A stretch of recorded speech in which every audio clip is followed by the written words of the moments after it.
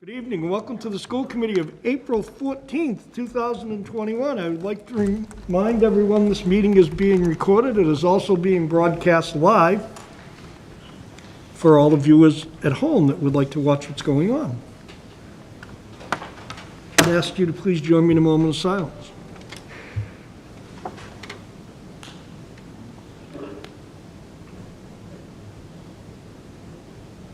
Thank you. Also, please join me in the Pledge of Allegiance.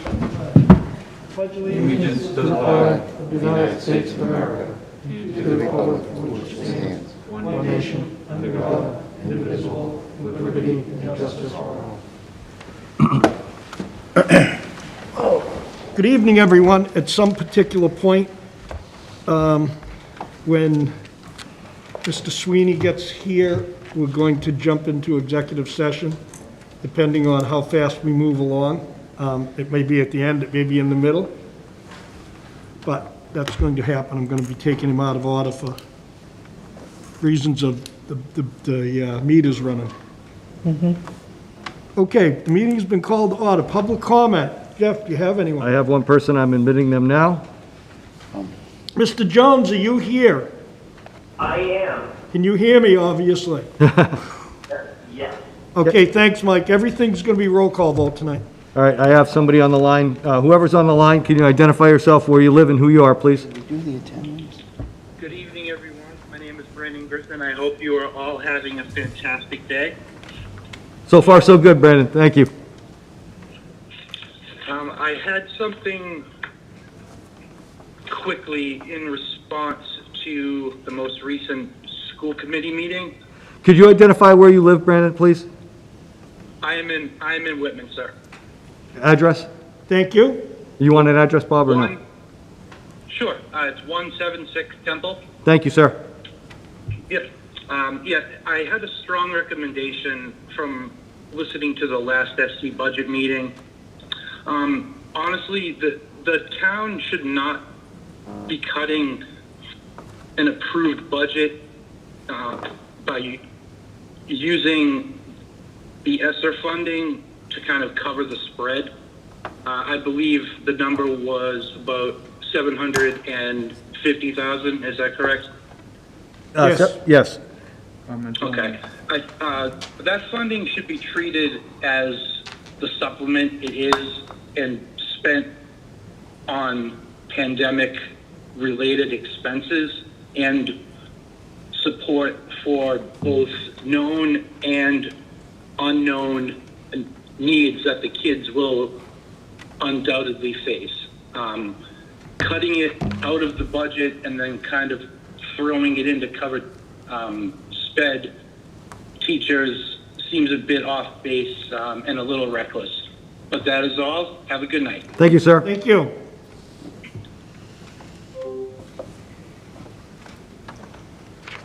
Jeff, do you have any other I have comments? no others. I'll keep it live while you guys do minutes, and then and we'll go from there. Mr. Chair, point of order. Should we do roll call attendance? Yes, we can. Mr. Boyce? Here. Ms. Byers? Here. Mr. Cullity? Here. Mr. Ford? Here. Mr. Howard? Here. Mr. Jones? Here. Ms. Sniffen? Here. Mr. Small? Here. Mr. Scriven? Here. Mr. Hayes? Here. We're all here. Mr. Jones is participating remotely, as I said, so we will be doing all votes this evening, roll call. Okay, we don't have any other public comments. If someone should call, Can you give him 5 more minutes? we will take it as we can, but we will be moving on for approval of the minutes. Student advisory report. Seeing Anna is right behind me. Come on up. Thank you for coming.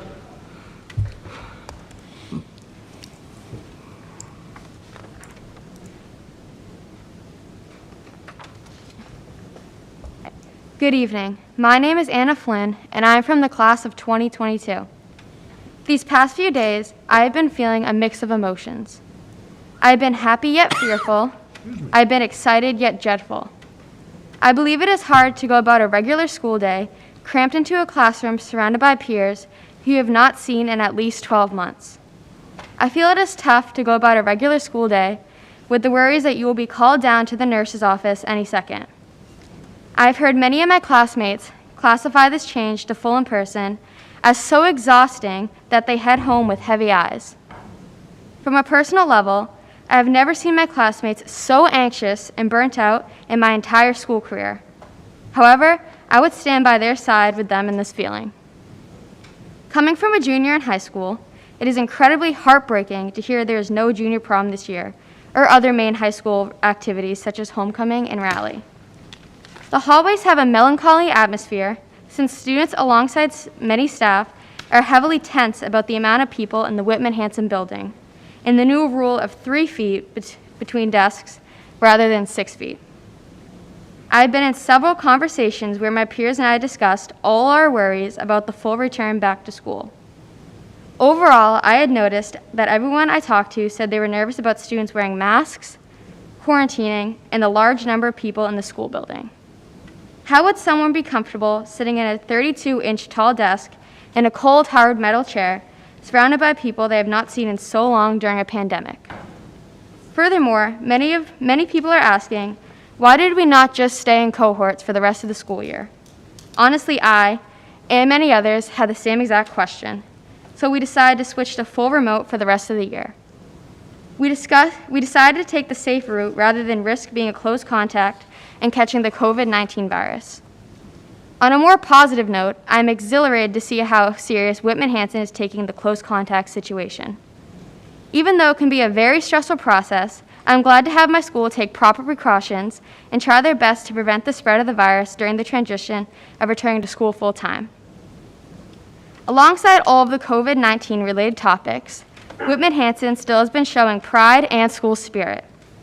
For instance, Student Council and Best Buddies partnered to organize a polar plunge and raised a great amount of money for the Special Olympics.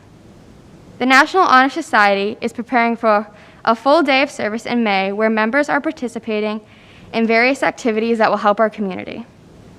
This week, SAD, Key Club, and Student Council are encouraging staff and students to join in Kindness Week. Monday was Hippie Day, Tuesday was Dress as Your Favorite Holiday, today was WH Gear and Colors, Thursday is Twin Day, and Friday is Pajama Day. I know that student athletes are excited for spring sports to start up again soon due to the fact that they were canceled last year. I've heard many students say they're thrilled for their sport to start off again so they can just show how much hard work they have done over the break. Thank you for your time, and I hope you enjoy the rest of your night. Thank you, Anna. Does anyone have any questions for Anna? Thank you very much. Thank you. Thank you. Great job. Okay, minutes. An entertaining motion to approve the minutes of February 10th, 2021. So moved. Second. Discussion? Okay, Mr. Boyce, Yes. Ms. Byers, Yes. Mr. Cullity, Yes. Mr. Forth, Yes. Mr. Howard, Yes. Mr. Jones, Yeah. Ms. Sniffen, Yes. Mr. Small, Yes. Mr. Scriven, Yes. Mr. Hayes, yes. An entertain a motion to accept the minutes of March 10th, 2021. So moved. Second? Discussion? Mr. Hayes, yes. Mr. Scriven, Yes. Mr. Small, Yes. Ms. Sniffen, Yes. Mr. Jones, Yeah. Mr. Howard, Yes. Mr. Forth, Yes. Mr. Cullity, Yes. Ms. Byers, Yes. Mr. Boyce. Yes. Okay, I'd entertain a motion to accept the minutes of March 15th, 2021. So moved. Second? Discussion? Question, Chair Hayes. Don? More of a clarification in the first page. Indian Head refers to Lauren Matheson, it's in the middle of the paragraph. Explain the bump in special ed teacher salary line for the TLC program. And then I wanted to clarify that on page 2, Whitman Middle School, Superintendent justified guidance salary line item in addition of guidance counselor for the TLC room. So I didn't listen back to the recording, so I just wanted to clarify if this is the correct staff that would be in both of those rooms. So a TLC at the middle school would use a guidance counselor. as opposed to a special ed teacher? It has a special ed teacher. We added a counselor in it this year, Okay, at Whitman Middle only. okay, so there's 2 staff, is that what you're saying? At what school? At Whitman Middle School? Whitman Middle School, it has a teacher and a counselor, correct. Okay, so there is a special ed teacher at Whitman Absolutely, Middle and yep. TLC? Okay. That was just point of clarification on the staffing. Okay? Yes, thank you. Thank you. Okay. Mr. Hayes, yes. Mr. Scriven? Yes. Mr. Small? Yes. Ms. Sniffen? Yes. Mr. Jones? Yes. Mr. Howard? Yes. Mr. Forth? Yes. Mr. Cullity? Yes. Ms. Byers? Yes, Mr. Boyce? Yes. Unanimous, thank you. Superintendent's report.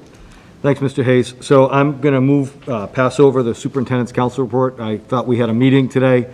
Dr. Jones actually had some minor surgery on his knee, so we had postponed the meeting, so I have nothing to report on today. I'll get back to you once we meet after vacation, either the first Wednesday after or the second Wednesday after. I'm going to ask Mr. Tuffy to come up and give an overview of some budget numbers that we have right now.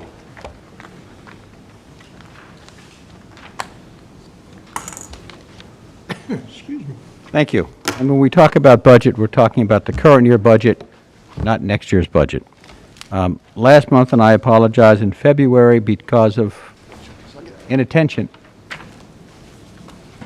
we did not distribute the February monthly budget report. I apologize. We started by not handing it out because we were going to just deal with some budget at various meetings, and somehow the month got away from us. So here we are in March, back on a regular schedule. At this point in time, it's really trends that we look at as much as anything else, and there is some good news in that. If we look at our expenditure rate through March, we've expended 73.5% of our budget. Well, this time last year, we were at 76.8% of our budget. So in terms of the pattern, it's a good pattern. There are some anomalies in the budget that I sort of look at and say, gosh, what's going on here? And some of it has to do with the COVID issue that we've been dealing with this year. What will make our budget work at the end of the year is really the grant money that we are getting and applying towards eventually applying towards the budget, so that it all comes out even. A couple of things I would mention in particular, when I look at utilities, for instance, we are comfortable with utilities and we don't expect deficits in that area. Some of the other large areas that we don't really have a lot of control on a day-to-day basis are things like the pension costs and our employee health insurance, and that appears to be properly budgeted, so we feel good about that. There is one area that I will mention that we're going to have to eventually deal with, and that has to do with the cost of unemployment. As you may remember, unemployment turned out to be a very large expense because of the number of people, well, two things: the number of people that were laid off for a period of time, and then fraud. At various times, we had some administrators in this district who we got an unemployment notice on, and we knew they still worked here. So working with Department of Unemployment in the state, we reported it, and so what we're starting to see are credits that have been rolling in for a couple of months now. In fact, last month, we had the credits that covered our out-of-pocket expense, so they seem to be straightening that out.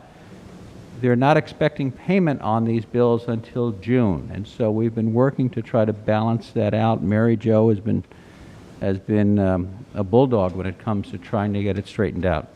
So that is a number that is a little squishy right now. We're going to have to accommodate it at the end, and I really don't have any more detail to give you on that other than it was a result of some fraud that we are not being expected to pay for, although early on, before the state had caught up with the issue, they were billing us and we were paying in the early months of our fiscal year, which we're talking about August and September. That and some employees of ours who had been laid off had received recall notices and hadn't been quick to go down and stop those unemployment checks, and so the state is working on those as well. So overall, that's the big picture, but I suspect you may have some specific questions. I'll see if I can answer them. Anyone? Chair Hayes. Don? Question on a couple of expenditures on the March report. Sure. specifically on the elementary school paraprofessional budgets. So as we go through the paraprofessional budget appears to be overdrawn. On the Duval That's School... me, and I apologize. That's good. I think we're dealing with an issue of people who should be in the remote program and will eventually be paid for through grant money have been included in those numbers.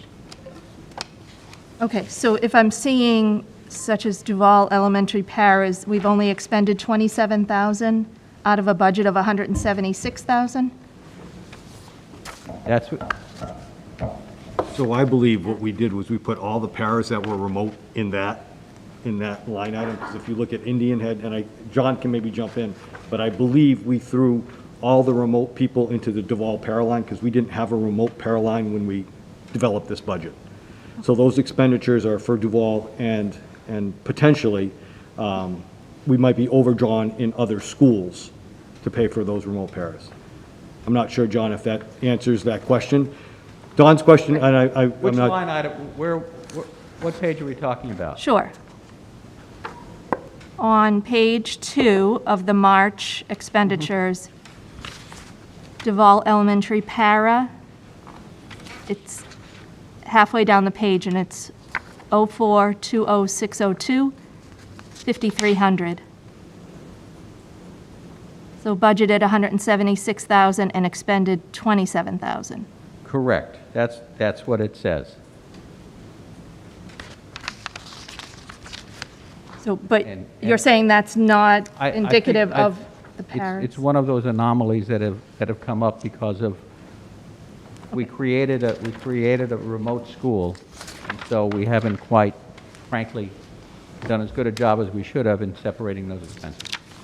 One of the things I can say is that we didn't over budget, so that's not going to come back and roll over. I don't... Well, and I can almost see how that balances out with the Yep. Indian Head, because that That's budget over- is 78,000 and it's expended You got that. 170,000. So Correct. that's our issue, because Okay. when we put these programs together over the summer, DESI never gave us any line items for our own program. They didn't give us any guidance at all. So Okay. we even have teachers in some of these line items that are teaching remotely. So it will all flush out as we do the end of the year report. It's not over budgeting or under budgeting, it's just a matter of now reimbursement through CARES, because we don't have that in our budget. Because I'm sure there are paraprofessionals supporting Duval students. Correct, yeah. It's just not being reflected in that line item. Okay. One last question. The Whitman Middle School Library salary line has 0 expenditure as well. Is there support in the Whitman Middle School staff there? We don't have any staff in the Whitman Middle School Library right now. Okay. And that was 23,000 budgeted with 0. So, Yeah, George, you want to jump in on that? That was one of the moves that were done in order to bring back the counselor. So the paraprofessional used to be, because remember, at the Whitman Middle School, they didn't have an actual class that the library person took, like they would with the paraprofessionals at the elementaries. So when they restructured in order to make sure and offset the counsel that was needed in TLC, that was a reduction that the administration felt they could take. So that is why that money was absorbed and it went over to the guidance counselor. okay. And my recollection is that it wasn't a full librarian, It was a It was paraprofessional. paraprofessional Right. that was there. Right, and if we're talking equity, the Hanson Middle School has a librarian salary Right, and the a Hanson position? Middle School librarian salary, yes, they do, it's a related art. That teacher teaches more of the SEL component in conjunction with one of their counselors that offsets or mirrors what Mrs. Thornton does with her city program. at Right. Whitman. So- So that's how I was involved in that, but that's how the former administration and Mr. Tranter at Hanson Middle sort of said, how do we best use this? Yeah, that So that's a dual. So what happens is that the students are booked into the library class with Ms. Story and Ms. Levy, who's a counselor. So that's their class of record. They do city or SEL, social emotional learning. Whereas in Whitman, you just go right to Ms. Thornton and do it there. So that's how we overcame that. But there is no standalone librarian class that kids go to at Hanson Middle. Okay, thank you, and I can't say enough about that city program Right. and how that was brought to the district, and Thank you so much. Yeah, that's why we moved it over to Hanson as well. Yes. Just, Any further discussion on the 15th of March, 2021 minutes? budget. Budget. Budget. Everybody good? All set. What are we on? Sorry, I lost my track here. We just voted the minutes and No, keep going, keep going. Any more questions for John on the February, March report? Any other questions about FY '21 or FY '22 for John while he's there? Well, not FY '22. No, I was gonna say, well, okay. All set? Thanks, John. Thank you. I'm good with that part of my budget with John right now. Okay. Chris, you had your hand up? yeah, if we're moving on to budget discussion, are we? Yes. Yeah. Yeah, I'd like to make a motion to amend the FY 2022 Whitman Hanson Regional School District budget to $56,797,579.40 in accordance with the PK to 12 Whitman Hanson Regional School District Regional Amendment, Section 4E2 and MGL C71 and 16B, and set the local operating assessments for the town of Hanson to $12,646,117.72, and for the town of Whitman to $16,104,903.22. Second. Discussion. Chris, it's gonna end up being three different, It has to be three different motions. it's gonna be three different motions. The Oh, okay. total figure, Sure. the figure to Hanson, Gotcha. and the figure to Whitman. So the first motion Chris is making, and correct me if you're wrong, is $56,797,579.40 Correct. as a total budget, and that's what Mr. Small seconded it? Correct. Correct. You seconded it? Seconded. Okay, discussion. That is, there's gonna be three motions, three different discussions about this. What the total is, what the Whitman one is, what the Hanson one is. Got it. You were on a roll, that's why I didn't stop you. It's not off. Mr. Boyce? Did we not vote this last meeting? Yes. And isn't someone in the affirmative or the majority where failed would have to bring it up? Mr. Scriven wasn't here, he was absent. Okay, I didn't know absentees counts as a, in the Robert's Rules of Order. But, would you say, I didn't know absentees counted as something in the Robert's Rules of Order. Mr. Small? Do we need a motion to reconsider the original vote before we can move on to an amended amount? If you want to, I can't make that motion, but someone else could perhaps. From the original. I don't understand this. Mr. Scriven's motion has been seconded. Point of order. Yes, go ahead, Don. Yeah, reconsideration can only be, a motion for reconsideration can only be made by the prevailing side, That's the Which- word, thank you. would be David and myself. So point of order, the motion for reconsideration is on the budget that passed, right? Speak up, please. The reconsideration, so the only budget we have now, the budget that's in effect, Right, I the believe, approved budget from March the 17th. approved budget was at a vote of, is it 8-0, 811. 811? Okay, and that was a couple meetings ago. March 17th. So the question I think, right, we need to find out, and I don't know the answer to this, is I'm assuming we can reconsider that. Someone that was in the 8 of the approved budget could reconsider that. That is the only, We already reconsidered it, though. You can We already reconsider it if you want. so you I can't don't- reconsider more than once? I don't believe so. If The I make a motion- reconsideration Because if passed. that's the case, you could reconsider every meeting. There's one reconsideration, it failed. And an absentee member is not on the prevailing side. But he's not making a motion to reconsider, he's making a motion to amend. That's true. I don't know that you can make a motion to amend. approve budget.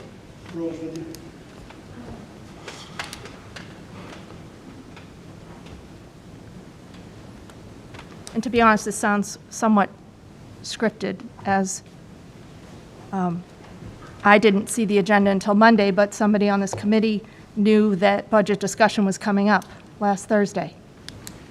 So that's concerning to me, quite concerning. I'm not sure what you're saying, Don.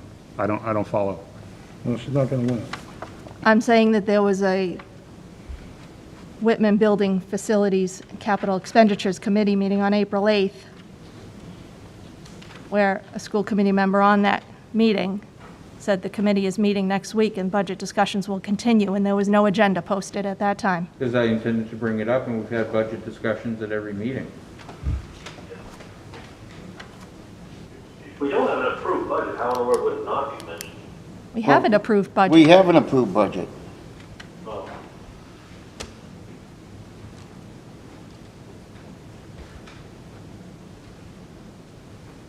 That would set the future practice that once we approve a budget, it can never be changed up or down, just so we're clear, which is not our standing practice. I believe, at least since I've been on the committee, we've changed the budget repeatedly. If I go back to last year, every year we seem to change the budget repeatedly. A motion is made to change the budget. So then does And then someone have to and then make it a motion? passes every year, passes. I don't know what the hurry is to reduce a budget to balance the town's municipal budgets. This school committee has done this for more than a decade, reduced budgets to So students in order to balance. are we gonna debate the budget now, or are we I- asking about whether or not it's a standing motion? I thought I had the floor still, and You This is guys discussion. are going back and forth, and I'm allowing it, Don. Okay. He actually had the floor, and you jumped in on him, and now I'm letting the debate go on. while I'm Yeah, I mean, I'm as a committee trying to figure out what we can do, without taking a position on what we should do, what is the legal, regulatory authority in terms of changing the budget? I don't know, so. So when a budget is passed, you can't talk about it again? Or does someone have to make a motion to open budget We changed it in the discussions past, again? yeah. Mass General Law is quite clear that the school committee may reduce the budget at any time before town meeting.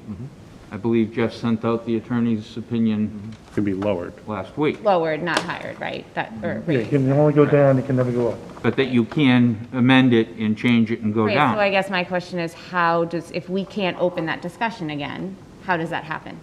No, you can make a reconsideration vote from the March 17th. You can reconsider that anytime you want. Okay. That could be done. What we're talking about right now? It was a John, do you have motion to amend. You have to change it to a motion to reconsider the vote. Open up discussion. and If I vote. could just share some thoughts, I'm not your parliamentarian, so you don't have to listen to them. But I think Mr. Howard raises a good point. You know, the suggestion seems to be once a committee votes on an item, doesn't matter what that item is, that you can't go back and change it. And we all know that that's not accurate because we go to town meeting often and amend a bylaw that was previously passed and is enforced, and we want to change it because we think it's different. We need to make that change. The motion to reconsider is one of many motions that allows you to go back and make a change to existing policies, existing laws, existing statutes, whatever you want to call it. Reconsideration usually comes with some rules. It often, but not always, says that you can only reconsider a motion if somebody who is on the prevailing side moves it. Now, that doesn't happen at town meeting, for instance, because at town meeting, you don't know who voted in what way because they're not recorded votes. Some committees do it the same way. They say we don't have a recorded vote, so we don't know who voted for or against it. Reconsideration makes it easy for the chair to conduct a meeting because if you say reconsideration is only going to happen once and only by the prevailing side, well, that really is a motion that works well during a meeting, so you don't have somebody who just continues to try to make a motion for reconsideration and holds up everything. Having said all of that, there are several ways that you can bring something back. In most cases, you can come and say, I want to amend a motion, much like you'd say, I want to amend a bylaw at a town meeting. You also could say, I want to rescind a previous action that this committee took and replace it with a new action. So you'd vote to rescind and replace. There are a couple of ways that I'm going to suggest are allowed in Robert's Rules of Order to come back and for a committee to change its position, whether it's a policy or a budget. They are not frozen in time. Things can change. Was that at all helpful or just make things more confusing? I just got a question. I didn't see your hand up, Don. If you want to go first. Go ahead, Chris. So, John, my intention was to revisit the budget. And so what I've asked for at this point, as you understand it, is that in line with how it should be done? My opinion is that you could move to amend an action that the committee previously took, which was a budget vote. I also think you could vote to rescind an action that the committee already took, which was a budget vote, and replace it with a new motion, which is the motion you made. So I think, yes, I think what you did was, in my opinion, what you did was allowed. Yeah. Chair Hayes? Dawn was first, Fred, and then you. Go ahead, Dawn.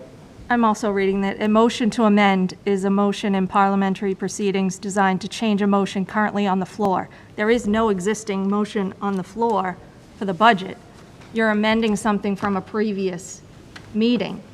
So I would like clarification on whether a motion to amend is allowed at this meeting, which is a future meeting, to the original motion, which was the budget, which was approved 8/11. I don't know you can come back in a future meeting and make a motion to amend that. So I think the difference here is how we're using the word amend. When you have a main motion or even a secondary motion on the floor and you want to make that change, you want to move to amend a motion that's been made. In this case, I think what's being suggested is you want to make an amendment. You want to amend an action that the committee previously took. What the committee previously took was a vote on a budget. Mr. Small. I'm reading, this is from osba.org. Amend something previously adopted is a change motion that can be made only if no action has been taken on the original motion. It is used to strike out only a part of the text or make a change to the wording. It must be seconded, is debatable, and requires 2/3 of the members to vote in the affirmative to pass. The motion to amend the motion previously adopted now reads and includes the amendment as wording of the motion to amend. Once passed, the motion as amended stands. If the motion fails, then the original motion stands. Well, it's still referring to an existing motion, though. That's not something, it's not particular to this instance. I understand it, right? So, Bob, could I withdraw my motion and make a motion to reconsider the vote from 317? I believe you can. While discussing that main motion, a member may move to amend the main motion. That proposed member is in order because of, it is number 12 on the list, and 12 is higher than 14. I told you the concept wasn't easy. While discussing the amendment. From what Mr. Small read, I believe you can do that. You can postpone to the next meeting. Chair Hayes? Yeah, go ahead, Fred. There is an additional paragraph here. A motion to rescind can only be made if no action has been taken on the original motion. It can be made at any time, later meetings included, after the original motion was made and passed. The motion to rescind requires a 2/3 majority to pass. If the rescind motion passes, it completely wipes out the original motion. Okay, so that's what it is then. Okay, so you want to take back Yep. your motion. So I'll withdraw my second. You withdraw your second, and the slate's clean. David, did you have your hand up? I wasn't. No, I didn't. No? No, I'm good. Chris? Just a point of order, and I don't know what you're reading from, Fred, but I went back to the little handy card that we have. Okay, And this, in the middle of the card, shows that a main motion of rescind is debatable, amendable, but only requires a majority. It doesn't say anything about okay, two-thirds. I'm just reading, But then it also says with notice, so maybe it is two-thirds without notice. could be, and I'm I think we're all not, trying to figure it out as we go here. Okay, so we're back to budget discussions. Yep. Chris? So I'd like to make a motion to rescind the vote on the budget from our March 17th meeting. Reconsider the vote. Was it the 17th? What's that? Yes. You want to reconsider the vote. no, you want to Rescind rescind, it. you want to rescind it. Make a motion to rescind it. And that was the 17th, correct? Did you say the Yes. 17th, Chris? The original budget was done on the 17th, correct? That's what I thought. So I'll second that. So we have a motion to rescind on the floor by Mr. Scriven. Some I second. seconded by Mr. Howard. Discussion? So I think just in terms of discussion, so we're clear, this brings us back to as if nothing happened. So this brings us all the way back. We would not have any approved budget, just it brings us back, and then we can debate, discuss, and set the budget however it needs to be set. Is that how everyone else is That's how I understanding this? understand it, yeah. Okay. That's correct. Dawn? So this is a request to unapprove the budget. Right. We have a budget. And this is, I don't even know what to say about this. I would like to make a motion that we call Jim Hardy or Dorothy Presser or our attorney or someone to get recommendations on parliamentary procedure and what the true options are. It's, So just as a point of order, we can't make a motion on a motion, right? Right. I have a first, we can deal with that after we do this motion. I have a motion to rescind the previous budget and a second by Mr. Howard. Is that correct? Is there any more discussion? Roll call vote. Mr. Boyce? Abstain. Pardon me? Abstain. Ms. Byers? no. Mr. Cullity? Yes. Mr. Forth? No. Mr. Howard? Yes. Mr. Jones? Yes. Ms. Niffen? Yes, Mr. Small? Yes, Mr. Scriven? Yes. Mr. Hayes? Yes. 1, 2, 3, 7. 5, 6, 7. All right, 7, 2, 1. Did you get that, Michelle? Yes? Okay.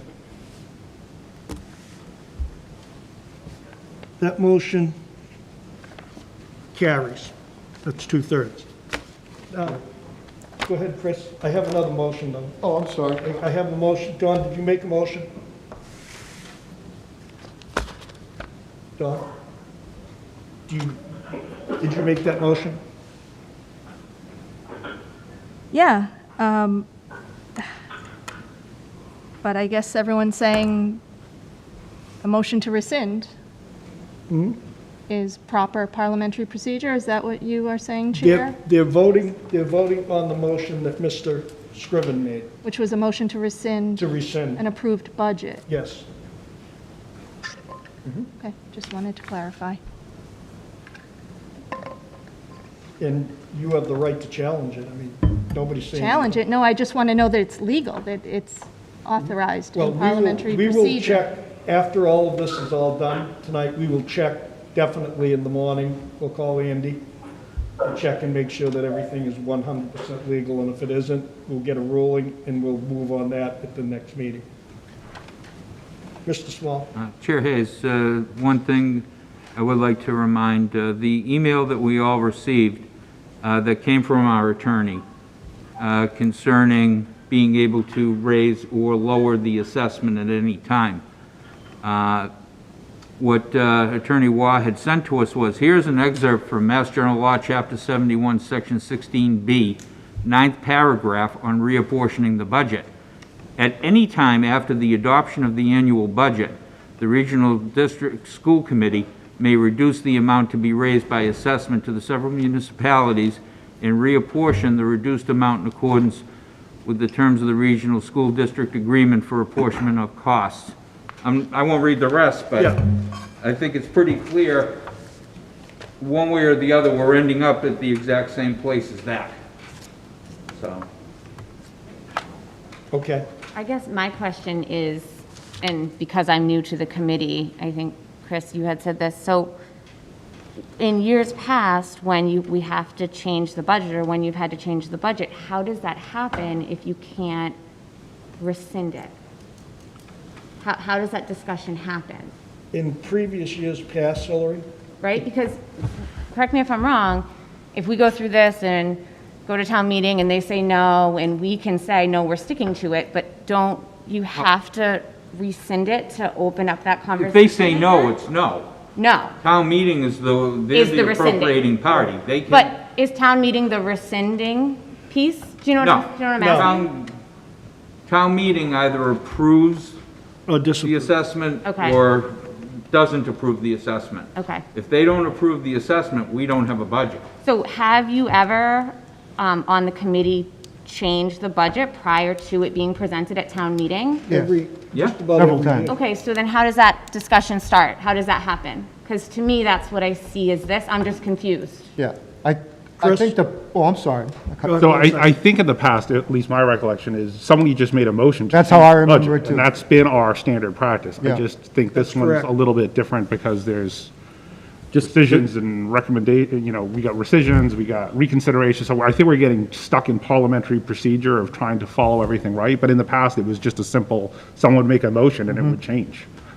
And that would happen from meeting to meeting. Now, whether that was correct or not, that's perhaps another question, but. But in past practice. But as Fred alluded to, I mean, it's clear, like, the mechanism is built to adjust the budget. Yeah, there would be a motion to amend, and well, it would always be, a meeting of the minds generally. We've never had the dissension and then the challenge of, you can't amend that now, you've lost your shot, so to But speak. so- We've never faced that And challenge. it's been on a budget that's been approved. I would Yeah. Correct. imagine if you've had Correct. to amend it. Okay, I just, Yep. 'cause I'm new. Exactly. Mr. Scriven, So at this point, I'd like to make a motion to set the FY 2022 Whitman Hanson Regional School District budget at $56,797,579.40. Second. discussion.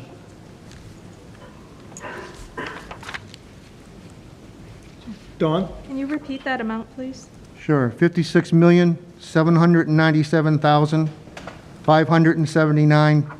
$56,797,579.40. I'm just trying to find the original paperwork. Superintendent, is that the amount that was presented last week? Correct. That's the 775,000 Correct. reduction? And that's the reduction using ESSER 3 funds, which it looks like we're getting $2.2 million. So everyone is clear, that's roughly a $750,000 $775. reduction from the original proposed budget by the superintendent. Correct. Everyone understand that? That is 755,000, you say, Jeff? Yes. It's a reduction of 750 odd thousand. I had 775. 775. That was my math. Yeah, that's what I got, 775, but you're messing me with that 55, it's 775, correct. $775,000 reduction. Correct. Don? I'd like to make a motion that we table this budget until we get legal advice. Can't motion in a motion. Well, we have a motion first in a second, and we're still in that discussion. Are you saying I can't make a motion to table No, something? it wasn't finished on. Oh. I'm saying that I don't have a problem with that. We can vote on that first if everybody's okay with that.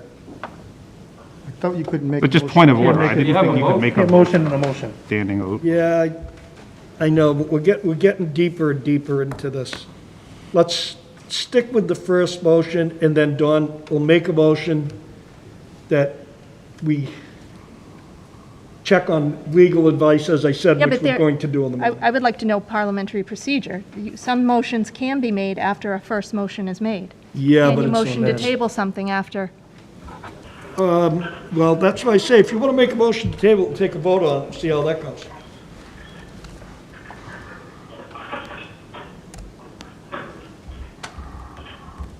Anybody disagree? Do you have a second, Don? Second. David? Oh, yes. Okay, couldn't hear you. Sorry. Mr. Boyce? I'm sorry, but I mean, I'll vote yes on this because I was a yes last week. But I am still very confused about the order, about if someone did mention this prior to an actual posted agenda, why wasn't the due diligence done to do some research as to if you can actually bring this up again? And two, Because you would be, if you were doing that, that would mean we would be talking outside of the no, that meeting. means you'd be doing some research. There's obviously research that's brought to this. Mr. Boyce, I Committee. was expressing my own personal opinion. I didn't say you couldn't. But if something was, you said that, we'll be discussing it. It might have been the paraphrasing of the words, Mr. Small. It was and my how it was intention to bring taken. it up. And how it was taken, okay. I mean, I'm just trying to not have this thing smell. I couldn't just agree want with you a more. clean, like, are we no longer have a certified budget? Right. Because we just dismissed the budget. Right. That's Right now, correct. we don't have. So but we rushed March 16th to get that, or March 17th. 17th. We ran to get that, Yes, we did. and now we just threw it all away. Glad I true. abstained. That's true. No further comment. Mr. Scriven? No, I'm all set, thanks. David? Bob, just clarification, are we voting to table right now, or are we voting on the? We're in discussion on both items, which I kind of hate. I kind of hate the way this is going. We've never had this before in the 18 years I've been here. We just always made a motion, and the budget numbers got changed.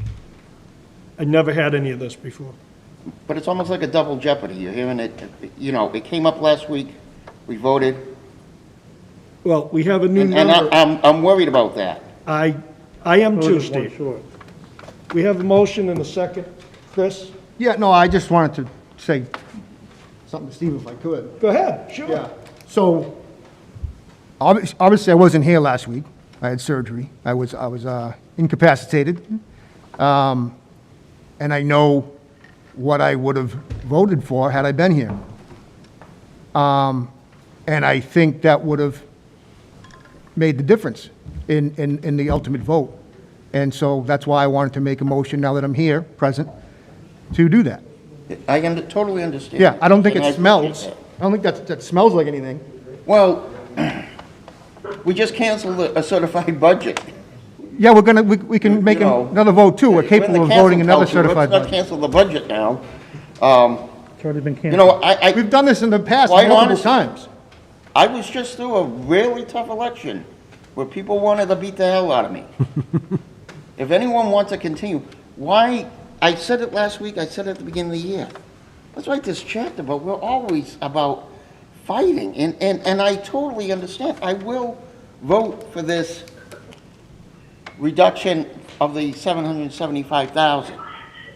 But I truly understand both sides of this, and I hope everyone else can just get a glimmer of that. I'm not trying to be mean, I'm not trying to be hateful, I'm not trying to be adverse or different, or maybe I'm trying to be different, just different in a way. I want to be absolutely sure. I don't want 2021 to come up 19 years down the road. I might not be able to get up at that point. Stand my ground. I get what you're saying, I Steve. love this too much to not have a concern about it. Okay.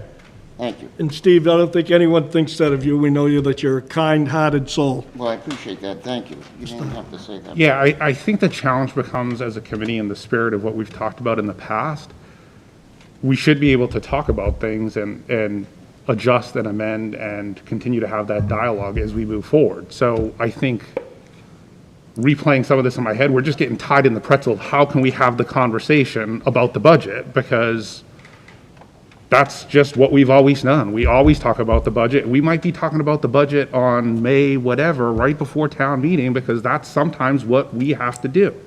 So I think the problem is, it's personal opinion. I don't think we should ever be caught up in the technicalities of not being able to have a conversation about where we're at and what we're looking to do. Now, having said that, I do have a little bit of uneasiness, as expressed by Mr. Boyce and Ms. Byers, in terms of, like, are we doing this right?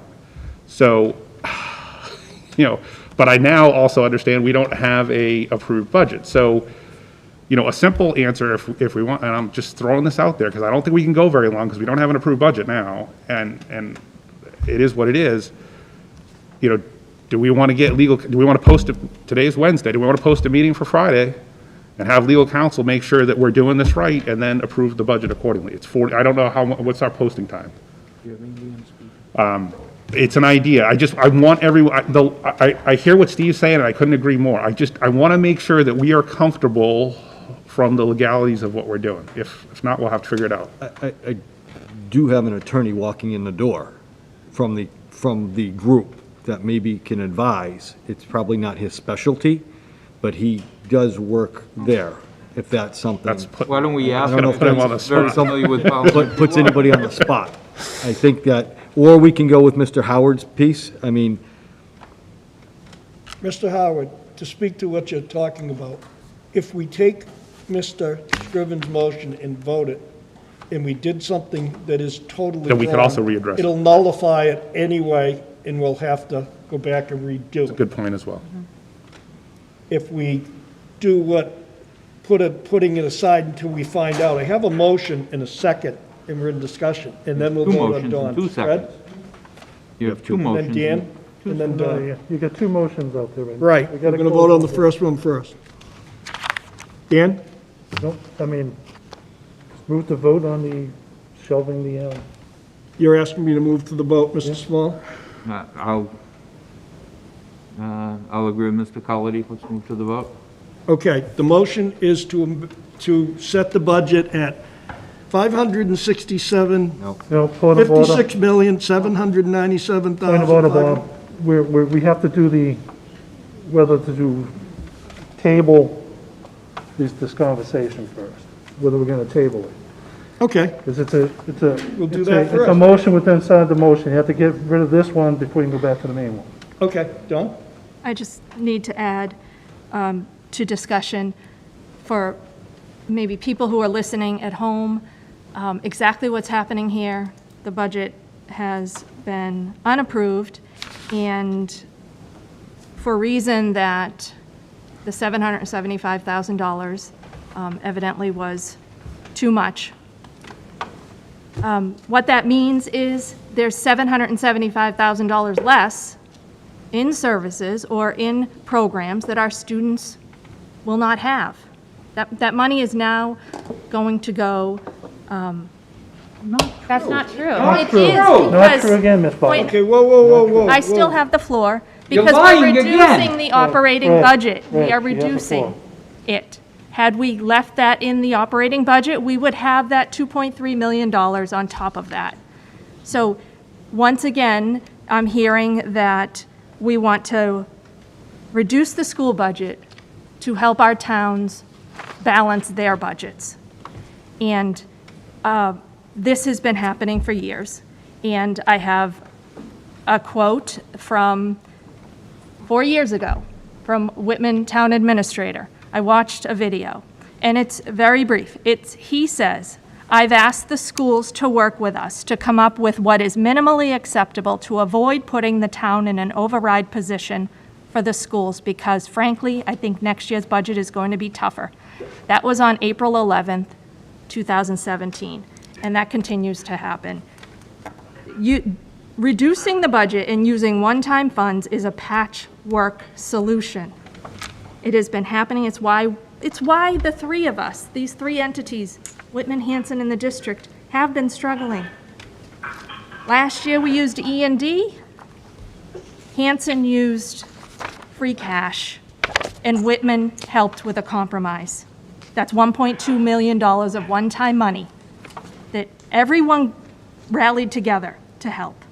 Year before, it was $561,000 in E&D. The year before, Whitman funded $843,000 in free cash. Okay, it's been free cash, E&D for years, and the only solution is to no longer do that and fund what our students need. There are 10 people on this committee. Our charge is to support our students' continuous improvement in student achievement. And that's why I made the motion to table this decision. Okay. Mr. Small, we're going to move to the vote on the table. We're going to move to the vote, but where does the money come from? Where does the town of Whitman and the town of Hanson, we know where Hanson is right now, and I'm from Whitman, and I understand the Whitman budget and the numbers a little bit more, far more clearer. Where do they get the money to support a budget that increases far faster than their revenues can handle? Where do they come up with that extra money? Fred? That's what I'd like to know. I mean, it's great to get on a soapbox, and it's great to say, hey, we need more money, we need more money. And was there some things that happened years back? Yes. But you know something? We can't go back in time. We're not Michael J. Fox with a time machine. We need to deal with realities today. The towns have X amount of dollars. We want to do the best we can for our kids. That's what we need to be concentrating on, and then working collaboratively to find a way forward. That's my opinion. Thank you, Mr. Small. Mr. Howard, and then I'm going to move to the vote to table. So, because we have a motion to table, we have a motion to approve a budget, so it's all kind of intertwined. We're going to move to the table. Which is fine. No, I know. So, part of me, I completely understand exactly where Don's going. We've sat in these chairs, the superintendent, to try and reduce the budget. That's hard. That is extremely difficult for us to do. To Fred's point, I guess I'd maybe a little differently, but the reality is we have a 57, 56, 57, 58, whatever, depending on which number we use, $1 million budget, of which $30 million plus is coming from both of those towns. So we can't just sit here and say this is how it's going to be, because the majority of our funding does come from the town of Whitman and Hanson. So it really has to be about a partnership. And I've sat around this table, and I've been extremely encouraged with a lot of the ideas. I've heard from multiple committee members about other things we want to do, initiatives we want to focus on. To me, when I look at that in a long-term view, we can't do that without both of those towns supporting us. So we can't do that in a vacuum. And so we got to find a way to, at times, find the middle ground, work with each other, have the towns understand it is a partnership. Sometimes we're going to have to figure out where we need to go. But there are things we need to do that I think we have to articulate to the towns, make sure they understand, and then ask them to fund. The key is ask. Because we can't, it's 60% of our budget comes from the towns. So we have to work with them in a partnership. So to me, this whole conversation about the budget right now and what we're doing is about trying to build a partnership with the towns, because we need them. We can't do it by ourselves. And we know we're funded. Jeff had the numbers. We know we get more Chapter 70 funds than almost every surrounding community. So the state's not going to do us any favors. They already are. So we need the towns to support us. So when I look at this vote and what we're trying to do, it's trying to build that partnership. That's what I think we need to do to get us to move forward, to make sure we are building the services that I think Aspires is alluding to. So that's my 2 cents. Yeah, I just want to kind of tag on to what Chris just said about, keeping in mind that we are in a partnership with Whitman and Hanson and the regional school district. And, the other thing you mentioned was a long-term vision. The only way we're going to have success long-term is if we have a good, healthy, working relationship with all the different entities, you know, together. So I think, you know, we could dig our heels in the sand and say, this is what we want. I think it's been pretty clear that, you know, we're not going to get it. This isn't the year to get it. And we need to look at this from like a team sort of perspective, not an I perspective. We've had our challenges at a committee to do things with an I perspective. And I'm saying this is an example of when we have to do things from a we perspective. And that's why I'm, you know, made the motion. Okay, we're going to move to the vote on Dawn's motion to table the vote for the budget. Mr. Boyce? Yes. Ms. Byers? Yes. Mr. Cullity? No. Mr. Forth? Yes. Mr. Howard? No. Mr. Jones? No. Ms. Sniffen? No. Mr. Small? No. Mr. Scriven? No. Mr. Hayes, no. 1, 2, 3, 4, 5, 6, 7. That carries, that's 2/3. Now we're going to move to Mr. Scriven's motion, and Mr. Small, I think you seconded it. I believe that time it was Mr. Howard, Okay, I'm sorry, Mr. Howard. Sorry. It was a while ago. It was a I long believe, time ago. yeah, it was a little bit of bantering ago. The motion is to make the budget $56,797,000, $56,797,579.40. Is that correct, Mr. Scriven? $56,797,579.40, yes. Okay, further discussion? Dawn? I did want to add, I appreciate your comment about long-term and being thoughtful and working with the towns. I do want to actually recognize, in terms of long-term, the Hanson Finance Committee had thoughtful discussion when they considered the South Shore VOTEC situation right now. And I realize we're not South Shore VOTEC, but they have a vote coming up for debt. And it was discussed that that payment may come true in 2 to 3 years to the town of Hanson, likewise to the town of Whitman. So in consideration of this budget we're voting right now, and where we talked about last week, these staff positions are not going to be funded, they're going to be used with one-time money. I hope that over the next 2 to 3 years, we find a way to absorb them into the regular operating budget so we do not lose this staff, because I do not expect that the towns in 2 to 3 years may have capacity if we now say, look, our one-time funds ran out, can you help us out here? They may be facing debt with South Shore VOTEC, because we're outnumbered, right, 8 towns and so forth. So I won't get into that anymore, but that was thoughtful discussion and for planning, long-term planning. So I hope that we can do something like that as well. Mr. Small? And Ms. Byers, I cannot agree more, and that's why I recommended or asked that we form our own subcommittee to work with the towns, not waiting until 2 years from now or 3 years from now, waiting 2 months from now, starting immediately to work with them so that we can articulate our strategic plan and our needs and what they're going to be, and work on a plan with both towns so that we can obtain the proper funding that we need. That's how we're going to move forward, and we've got to do it together with them. I'm sorry, sometimes I get a little excited, so I do give my little bit of an apology there, but it's passion. What can I say? Mr. Boyce, I'm and then we're sorry, going to move if to the you don't vote. mind, I know we need to move on.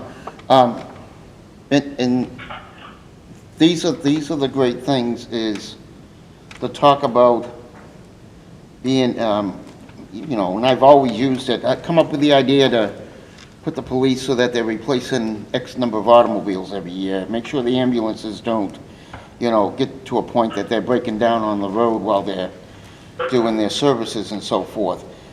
It's the same with us, but we're more in a dynamic world now than ever.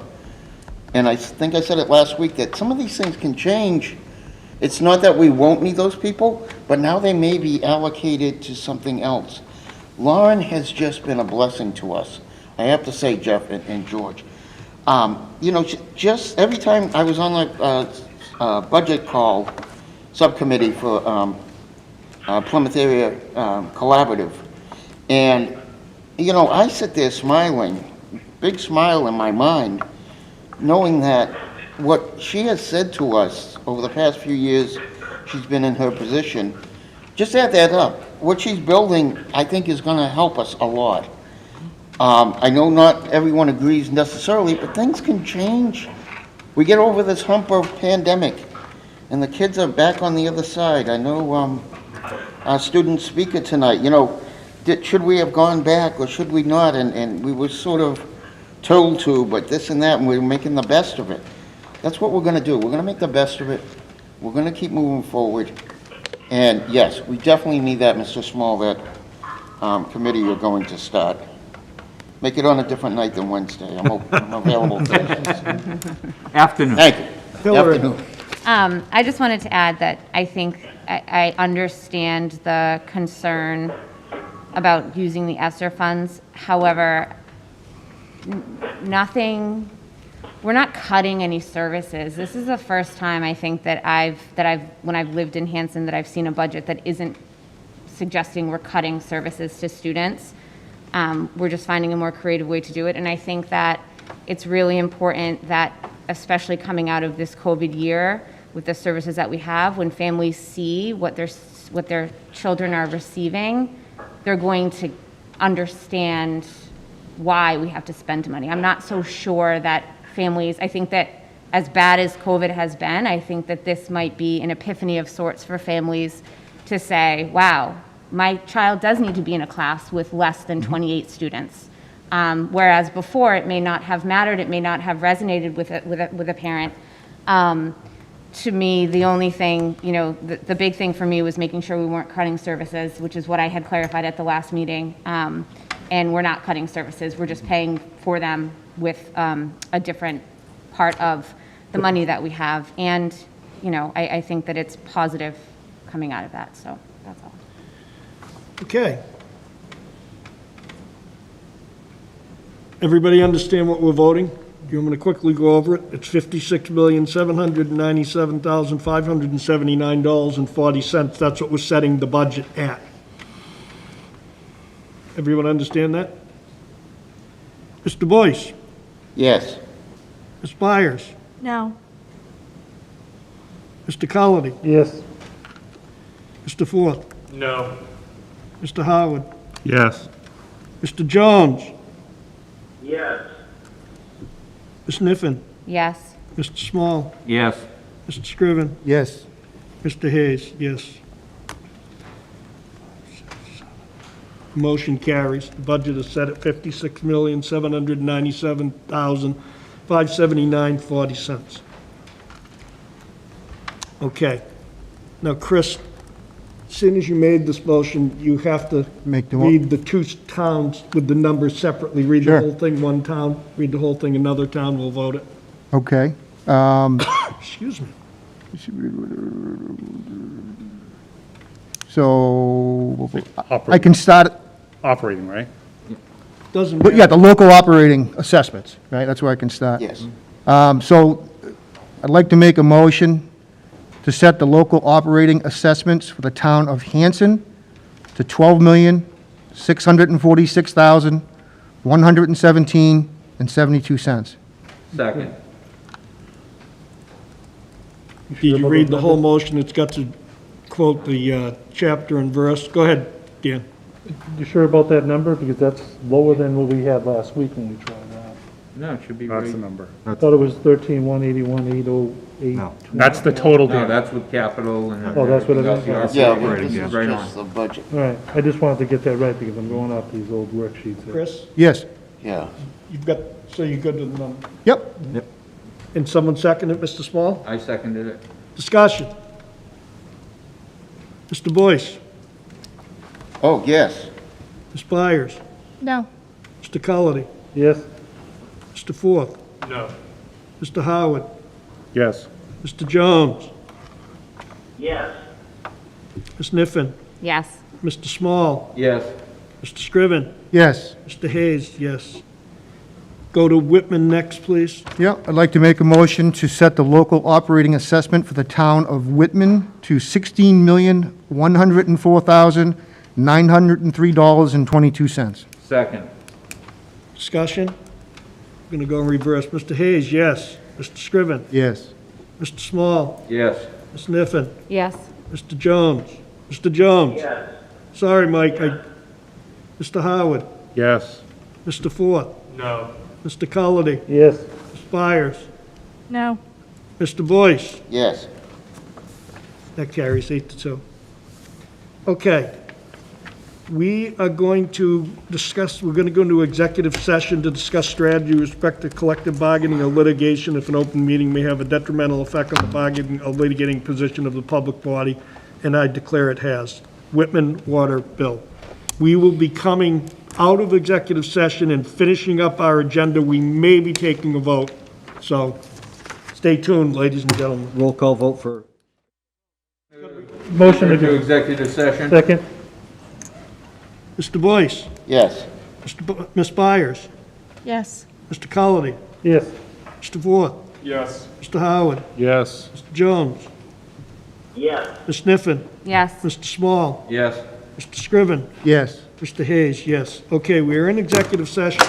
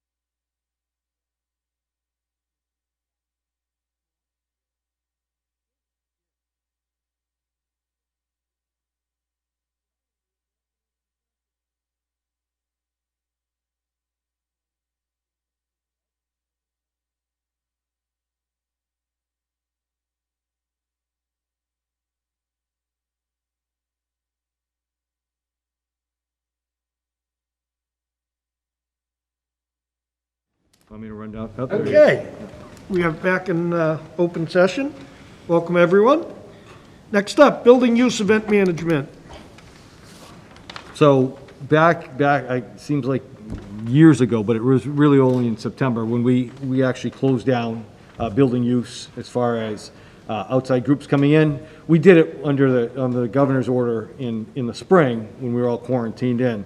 But then we asked the committee to shut fields and performing arts centers down to outside groups.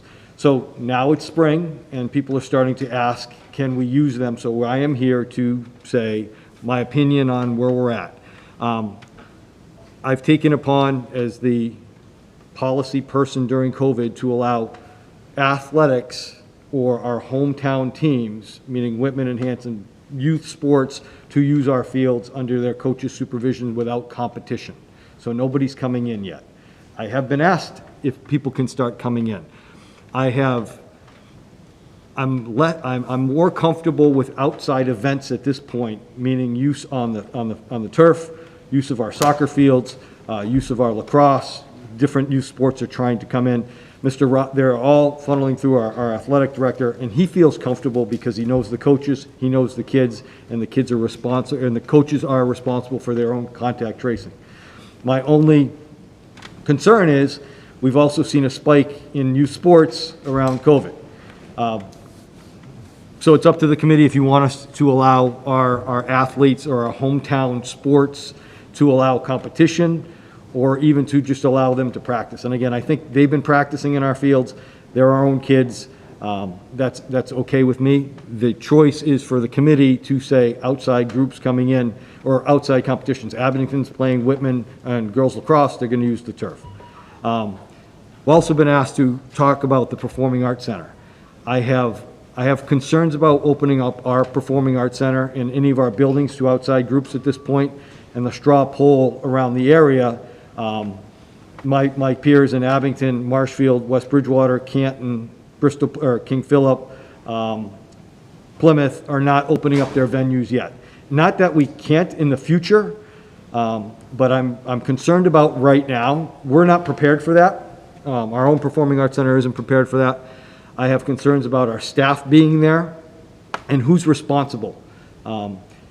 With our own town groups, meaning our coaches or our youth sports, I have a coach responsible and they know the kids who are competing. When I have a Brockton Hospital coming in for nurses and they have their families in, I don't know who's going to be responsible for contact tracing out and about. As you saw this week at our own high school, a couple of kids, contact tracing, our nurses did all that. They came in on the weekend to do that contact tracing. I don't have the staff, and I don't want to be responsible as the school district to have the staff to do that contact tracing. So what I'm asking you are kind of two things. Can I open the fields to our youth sports, or would you confirm my decision to open the fields for our youth activities, which I'm comfortable at, and our athletic director has been responsible already for that. And then either supporting, not opening the Performing Arts Center yet, or opening the Performing Arts Center yet and giving me some stipulations around that. I want revenues, I understand that piece of it, but I am concerned about my staff and who's going to be doing this. The people that are there now for a performance in the buildings or whatever are SJ Services. We don't have somebody employed by us. If I sell seats for something, who's going to be responsible if grandma from North Andover has COVID, who's sitting in her pod and that? And I don't necessarily have any connection to the person who's renting our facility. There's nothing in our contract to say you would be responsible, and I don't know if I'm ready to rewrite our contract for that yet. We haven't done that. I'm kind of following my peer group, and they haven't, and they kind of rolled their eyes and said, why would you take something on right now when we're actually escalating in COVID cases? So I leave it to the committee. I know it's revenues, and we lost revenues last year, but I don't know even as far as charging folks the payment structure that I would be comfortable at to to open and it's really just the Performing Arts Center. It's graduations, it's dance academies, it's all the stuff that we do in May, June, and July. And maybe we can look at it over the summer, but I'm not there yet. I just got kids back in a week ago, and I have over 100 kids quarantined at the high school, 90 kids quarantined at the high school, 50 kids at Conley. So I kind of took a step back and said, contact tracing is an issue for us, our staffing of that is an issue, and is it worth the small amount of revenue that we get for that? So I leave it to the committee for discussion and Mr. debate. Scriven, Just a quick question. Are all the local groups, sports groups or whatever, that are looking to use the fields, are any of them looking to come inside, or is it all outside? It's all outside. All outside. All outside. Mr. Small. You get Hillary behind you. I do know that there's been quite a few competitions in other states that they've been inside. As a matter of fact, I believe your daughter was at one over the weekend, with our cheer team. No, what they do, Fred, and I've got some input on this because I worked some of these events, but what they do is they do it here, and then they video it in to another location where there are judges, like, I believe they had one this evening. And they do it here. Okay, because I know I saw a picture of her with her team. And they video it into a group of judges, and all the other towns do the same thing. I know there were And I'm some not jumping in front of you, competitions. Hillary. Just give me a second to finish. A little bit of, I worked the gym for the basketball season. Hillary then missed the boys. Sorry. And I traveled with the basketball team, and I can tell you what Jeff's talking about. If you were going to an away game, which there was very little of that, there was a way for basketball. When it came to the finals, we went to Hanover. You have a person from your town, there is a contact list, those are the only people that are let into the gym. When we were here, I physically was the mask checker and in standing at the door, making sure that only the people, so if, as Jeff put it, the close contact, if we needed to contact Dawn, or Scrib, or Mr. Cully, I knew who was there. And that's kind of how it went. And several times during the event, here it was the trainer or myself would get out in the middle of the floor and say, ladies and gentlemen, please keep in your family pods and stay 6 feet apart. It went to football season, which was just ended, or it's ending. Bob Rogers and I announced the games. Would announce during the games, ladies and gentlemen, thank you for your cooperation, staying in your family pods and staying 6 feet apart. And the opposing team would have a person checking, and they would be coming in, like at our school, the home team would come in by the ticket counter, the opposing team would come in by the stairs, or by the old gym where the old high school was. Person was there with a list, checking, just for what Jeff's talking about. So if we had a sure problem with COVID, the people that were at the event could be contacted. So that's how we did it, to stay safe. Hillary? Well, if you want to go, and then I'll go. Okay. again. Yeah, so I think when we're talking about outdoor sports with youth to use the fields, I think it's important to consider what's happening at high school. So the spring sports, I think, for the youth would be soccer. I don't know if they do track, but baseball, softball, lacrosse. The EPA has made recommendations to the MIAA at the high school level that the only sport that is considered high risk, wherein if one student on the team had COVID, the whole team would have to quarantine, is boys lacrosse. The EPA has also lifted capacity limits for outdoor sports as long as people can maintain social distancing. I think that with those things in place, the outdoor sports, the spring sports, are considerably lower risk than basketball, football. I know football is an outdoor sport, but there's a lot more contact. I think that those are things to consider when we're talking about this, because it's so different than basketball. Wrestling hasn't really even been approved yet to happen, but I'm coaching 1st and 2nd grade soccer right now. The protocols are in place. I think the youth the people in charge of the youth programs are doing a really good job of making sure that the coaches are trained, that we're educated on COVID protocols, that the families are educated on the COVID protocols. And, you know, I guess the other thing that I'll say about the youth sports is if they're not going to go to the fields in Whitman and Hanson, they're going to go somewhere else and play, right? So we've seen it. We've seen they're going to go to the U and they're going to play soccer inside, or they're going to do things like that where, you know, at least if we know that we have people who are following the COVID protocols and the COVID rules, that those things can be okay on the premises in Whitman and Hanson, you know, as opposed to them going somewhere else where perhaps it's not going to be followed as strictly, and then it could be a bigger problem. So, Mr. Boyce? I'd like to put it as a motion, and I'm totally prepared to adjust this in any way, but that we continue to not use, like, the Performing Arts Center, motion to not use the Performing Arts Center, continue that, allow, oh, it might be too much. It might be too much. But I think we can still do the outside with the structure that's in place, you know, take out whatever you think may need to be taken out. But, I mean, our first thing is the priority of the students and educating them, and where we already heard from Anna and, you know, the heightened anxiety with some of the kids just being in the building. I know these things wouldn't take place at the same time, and I know there's been studies of how long something lasts on a countertop, but I would probably be very concerned about using the interior of the buildings. Mr. Boyce, would you modify your motion, please? Yeah, I know, I need some words. To not just call it, if you're going to have it at the Performing Arts Center, every school has an indoor auditorium. Right. I'm very So well I aware. would be a little bit more comfortable if you're going to make this motion to say, no Whitman or Hanson schools are allowed to use any of their auditorium or cafetorium facilities, indoor buildings or something to the But effect. I'm sorry. Two Isn't options. that what we're currently doing? So maybe We it are, doesn't need a motion, we right? are currently closed. Address what. Okay, We good are point. currently To continue closed. it. Excellent. We are currently closed Yeah. for everything, Yeah. with the modification that I modified for outdoor activities at this point. Reopen for outdoor, yeah. Bob?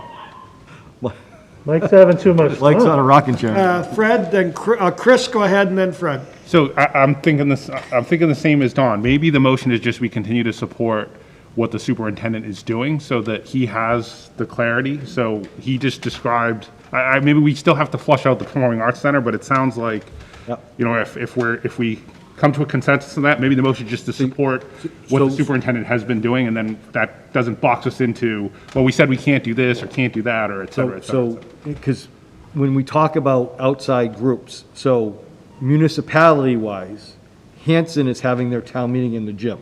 Right. I've allowed that to happen because they have everybody sign in, everybody knows where they are, and the town administrator and/or moderator, whoever's in charge, knows everyone who's going to be in that. I would like to keep us closed for all outside groups or pay-to-grow groups where I don't have any specific contact tracing. I'd just like to keep closed. So basically what you said, Mr. Howard, allow me to keep. If I can, I would make a motion to continue to support the protocols that the superintendent has put in place, and we'll revisit them as needed. Mr. Small? Second. There you go. Okay. Discussion? What I'd like to see, and granted, I understand Whitman's in the red, but I'd like to see us come up with a formidable plan of either A, the groups that we would normally rent out the Performing Arts Center to, making them responsible for their own actions, so to speak, a liability waiver, et cetera. Is there a possibility to be able to rent to them space within the fields so that they can have their performances? We can figure out what that includes, you know, as far as chairs, staging, porta potties, etc. You know, but that might be a viable alternative if we can't do things inside. And also, to have a plan in place of if numbers are dropping and we can utilize the inside, how that's going to look. In other words, what requirements we're going to place upon the organizations so that, if by some miracle in 2 or 3 weeks, numbers are plummeting, everyone feels comfortable, we can say, hey, we've got the plan, it's all written out, and we're prepared, to move forward as quickly as possible. I know Don wanted to speak. I've got a couple from. Sure, yeah. Just to tailor into Fred, and then we're gonna go this way. I think you better talk to Andy Warr and find out what our responsibilities, if you're gonna formulate this list, what our responsibilities are, because if the person renting the Performing Arts Center will say, doesn't do their due diligence, are we in any way, shape, or form liable for what they do? I would want to see it drawn up by our attorney. That's what I'm saying. So, go ahead, Don. Go ahead, Chris, then Don, I'll just respond. then Chris. Yeah, Chris? so, I appreciate Mr. Small's point. I think I'm looking at it more of, it's our facility, and we're gonna need to manage our facility, right? So, all that liability waiver in the world, while it would potentially protect us from a legal issue, if there's a mess, Jeff, the nurses, George, they're all gonna be stuck right in the middle. So to me, it's April 14th, we're in the home stretch, we got 2 months left. I'd much prefer to just kind of keep things the way they are, focus on our kids and getting them through what they need for this year, and then start to think forward, Jeff, about maybe this is a hybrid, I don't know where you're going, but maybe there's a management as we enter next year, there's a fee because we're gonna need to have someone to manage the facility, oversee additional cleaning expense, et cetera, drive that into the cost. But for me, if it's gonna be in our house, I kind of want to be there to supervise what's going on in terms of making sure that people are following COVID protocols, opposed to just, someone signs something and then it's a mess. It's going to be our problem. So, my 2 cents. Fred, I've got Dawn, Chris, then Fred. Yeah, I'm not looking to rush into reopening the PAC to outside groups. I almost wonder, although we fall under DESE for our classrooms and opening to education, are we bound by the indoor gathering recommendations of the state, truly, for, PAC? So I really see it as waiting until that comes from the state with reopening phases and allowing indoor capacity. I don't see us policing that or even going through the expense of an attorney drawing up a contract if we can just pause and wait until the state reopening guidelines fall within that scope. Thank you. Chris? Yeah, so I'm very comfortable with this process, and I'm glad that we voted the way we did before and allowed you to kind of deal with the We haven't voted it yet, though. No, We haven't voted it yet. Back in September. No, Yeah. you mean- Oh, sorry. Yeah. So, yeah, I think we're on the right track, and we're being cautious, and if you said, like you said, if some of the data changes and we want to revisit it, then we'll do the same thing we did tonight. But I will support Chris's motion to kind of leave things as they are. I was just going to say, town halls haven't opened yet either. I mean, Right. that's why I'm coming to you. Our town halls haven't really opened yet. And I appreciate what you're saying, Mr. Small, about doing all this. I kind of concur with Mr. Howard. I just want my kids to be back. I've had them back a week, and we had 90-plus kids out. I have people anxious. You heard from our student today. People are anxious, and I want to get people back in. But our job is school first, and our own kids, and then outside groups and sources later. So, Fred? And to Ms. Byers' point, the governor has revised the openings. The pertinent areas are 50% of a venue's maximum permitted occupancy is documented in its occupancy permit on record with the host, but not ever more than 500 persons. That is what's allowed now in a performance venue. So our PAC would be allowed probably about 500 people, because isn't it about 1,000? about a little over, about 865. 865, so 4 and change. Yep. So that has already happened, from our governor, as far as that goes. If I could, I'd just like to add that school use sort of falls under my domain also, and right now it's a stipended position for someone to handle all those aspects. So while I want to see if we can open it, I want to see if we can do something like that when the time comes, it is a heck of an undertaking, and currently you have, it's being used in order to make sure our high school is ready to be run. You're talking lunches, you're talking tables from the cafeteria, you're talking MCAT, the Chromebooks are in there, and in order to take on an undertaking where we'd open up for, for profit on the inside, that's a total redoing of what we have now, so we can make sure we have people, we can make sure we hire people to watch. So I would just ask to think about that also. I have a motion and a second, but I hate to keep saying I have a little experience in this. I can tell you when you rent a gym or performing arts center here, we had a group one time, I'll leave the names out, that rented it and were not complying. And I got a call from police department on a Saturday and said, fire trucks can't get up there, nope, it's not working. I came here personally, got the person in charge of the outside event and said, you have to do this. Like, we rented this, we're not doing anything. And I said, if you don't comply right now, we will throw everyone out. So there is some caution to be said. When somebody comes in and pays you $3,000 or $4,000, you have to have in the agreement that you have to comply with X, Y, Z. And the way they complied was, called the police, 2 cruisers came down and said, we're gonna stop the event. Shouldn't have had to been done, but it's a truism, it happened, I was here. But when you have somebody that's running this massive event and there's cars everywhere and they're doing it for profit, it takes on a different life than when we're using it. So just keep that in mind when you're making up the rules. So I have a motion to just keep it as status quo. Is that good, Chris? And someone seconded it, and I don't know who it was. Someone's over here. I knew you were a kind-hearted. Check my, someone. All those in favor? Oh, no, you gotta do Roll it. call. Roll call. Mike's here. Oh, I'm sorry, Mr. Jones, I keep forgetting you're there. I hang up on. Mr. Boyce? Yes.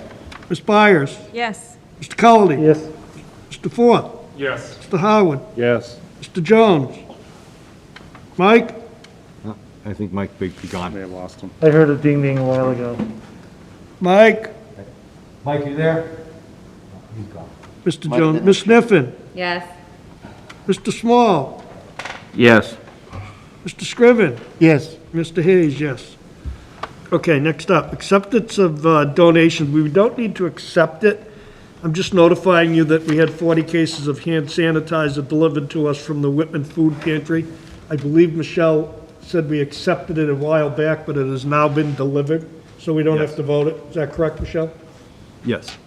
Yeah, yes, you don't have to vote. We just wanted to notify you, we got 40 cases of hand. Thank you to the Whitman Food Pantry. 40 cases of hand sanitizer is a lot of hand sanitizer, so thank you very much to the Whitman Food Pantry. Subcommittee reports. Whitman Middle School Building Committee, Mr. Small, I believe. We have some good news to share today. There was a meeting today with the MSBA Board of Directors. We were invited to attend their Board of Directors meeting. Within that meeting, they were looking at what they have in their pipeline for their projects, et cetera. My little chicken scratch of what I felt was noteworthy, they did fund, or they accepted into the core phase, which is where we have been, 15 out of 71 districts. So there were many, many districts that went unattended to. Today, they allowed 3 of the 2020 folks that were in the core program into the feasibility status. The fantastic news is we were part of that. So we've had the green light to go forward. We will be forming on our next steps. I don't know, Jeff, can I put you on the spot to elaborate, or you want me to? So we have to pick a project manager next out of our subcommittee of our building committee. So back in 2019, in December, George, Ernie, and I went up to Boston before COVID, and we're brought into the initiation phase. We're our first round for Whitman Middle School. They supported us. Diane Sullivan, who worked with Dr. Whitner in the past from Indian Head, was a big fan of Ernie and what we put together for the Whitman project. This past year, we formed our building committee. We worked hard to put together everything we needed to do, our check boxes for feasibility. Got a wink and a nod last week from our consultant saying that we were probably going to be voted in today, so be prepared for some good news. We now were voted in officially for feasibility, and now the real work starts. I think it was, I know members of our building committee were like, hey, hurry up and wait. I said, that's like the military. We had to form a committee, but we really didn't do much this year. Now we go. Now it's taking off.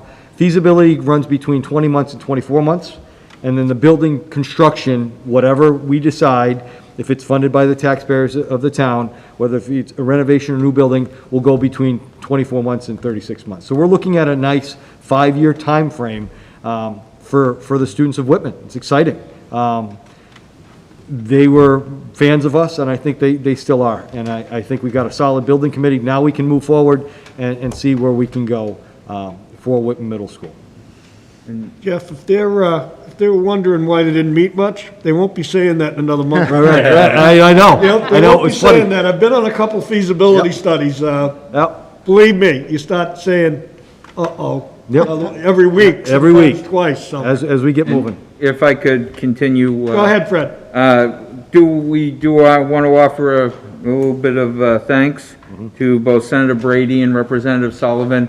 They have both written letters to MSBA in support of the project. It was noted during the meeting that they were in support of it, so we do thank them for their support. And one other side note, as they were speaking, we learned that they have changed the clawback on roofs particular for the accelerated grant program. As we all know, we've been waiting on the Duval roof, and we were hoping to get it done at 20 years, and then they moved it to 27. They have changed that 27 years to 30 years now, just making it a little bit tougher to get. You know, we will try and think of any and all alternative methods of trying to get some state help for that. And if we can think of anything or come up with anything, the one thing I believe we'll be doing is having Rep. Sullivan as well as Senator Brady's come out, sit with Jeff, similar to what we did a year or so ago, to try and develop any other alternative plans of being able to raise some state funds for that. And that's pretty much the Whitman Middle. Thank you, Mr. Small. Anyone have any questions? I just wanted to thank Mr. Heinman Lincoln, our new TA from Whitman, was on the call as well today. So he's going to be knee-deep in this project very soon. Dawn? Was there talk about the grades, 5 through 8 or 6 through 8, when that That's going to be comes part up? of the feasibility. We have to look at both. Okay. So it's a twofold. As they presented it, it's a 6 through 8, 5. George, you remember the number 5? 575. 575, 6 through 8. No, it's 6. No. I'm sorry, I don't have 5 my through notes. 8 was 675. 675. 5 through 8 was 6 through 8. If you make a grade configuration of 5 through 8, the building is going to be built for 675 students. Right. If you make a grade configuration for grades 6 through 8, it was going to go down to 535. Right. Okay. Right, so that's that's part of our feasibility study. That's what we have to look at. Right, so will we be making 2 plans for 2 different buildings and determining the costs for The each? study will have all of those factors lined out. And then is it I'm trying to understand, a collaboration between, then DESI will, or MSBA will tell Whitman what their portion is they're willing to fund, and then it will be the town's decision. They will, what they will do is they will state the project that they feel is most educationally sound and what they're willing to back. Okay, You know, that's. yeah, And it's based on educational plan, okay, and then we'll go from there. okay. But they are looking at 2. It was specific in the appropriation or in the language that they're looking at a 5 through 8 configuration or a 6 through 8 configuration. Thank you. Okay. Pilgrim area. Yes, we met March 4th, and we did our contract for our paraprofessionals. We did not meet April 1st, actually April Fools, we did meet. And we were working on the start of the evaluation for the executive director. And I mentioned earlier, but I'll say it again, I'm on the subcommittee for the budget. We started that this past Monday evening.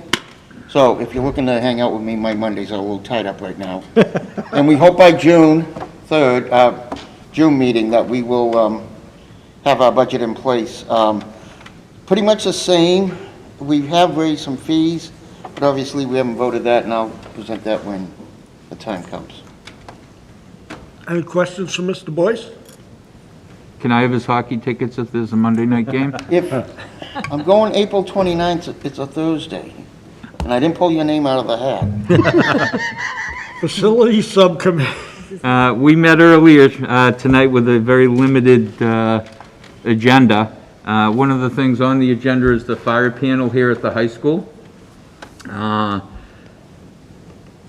Within the Capital Committee last week, the discussion centered around the fact that in doing the fire panel, we were doing one part of a project and not doing the entire project. The hazards, as I came to learn in the subsequent day, doing a little bit more research, is that if we replace the fire panel now, and then we have one of the smoke heads, which are the detectors that are in the ceilings, one of those fails, we're going to have to isolate the loop. We cannot get those smoke heads. They're not made anymore. They've been out of manufacture for quite a few years now. So we really need a whole project, which is the fire panel and the smoke heads. I believe, Jeff, you had said since 2013 we've needed to really do the panel. Yeah. So we're gonna, the committee did vote earlier to bring it to this committee with the recommendation to roll the dice for another year and to get the project done properly. In other words, next year ask for the capital from both Whitman and Hanson to fund not only the fire panel, but the smoke heads. And that way there, the project's done. There might be a little cost savings instead of doing a piecemeal, because now they're going to be combined together in one bid. We'll find out when that happens, obviously, but it is going to be a more substantial project than the 70-something thousand dollars we were looking for the panel. Will probably end up being somewhere 200,000 or north of 200,000 when it's all said and done, but at least it'll be done and done right.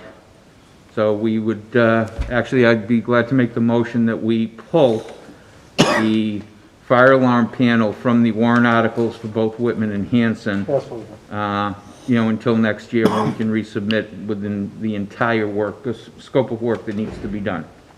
You gotta pass over the articles. Somebody second it? Pass over it, yeah. Second. Any further discussion? Fred, just before we, anybody have any questions? Because I have a question. Yeah, just a quick question. So was that voted at the subcommittee, and is it got the support of the subcommittee as well as Yes. administration? Okay, thank It was you. unanimous at the subcommittee. Thank you. Is the fire chief okay with this? We have not checked with him. If the panel does fail, we'd have to take the emergency steps into place. It's just that simple. Okay. Anybody else? Dawn? Just, did I hear you right? So the original capital request that we approved didn't cover? It did not cover the smoke ends, it was just for the fire panel. And then upon further investigation, determined that there was, Whose investigation? mine, the capital committee, talking to people, some people in the capital committee, determined that it didn't include the smoke heads, and perhaps George could elaborate. Yeah, sure. So what took place was, originally we had, it's a three-phase project. It's the panel, it's the smokes, the smoke detectors, and then it's the labor for it.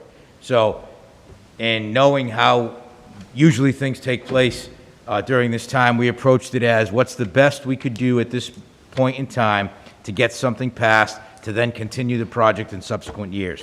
So the goal of the subcommittee, the goal of this committee at that point, when we were putting it together, was to say, let's start with the panel.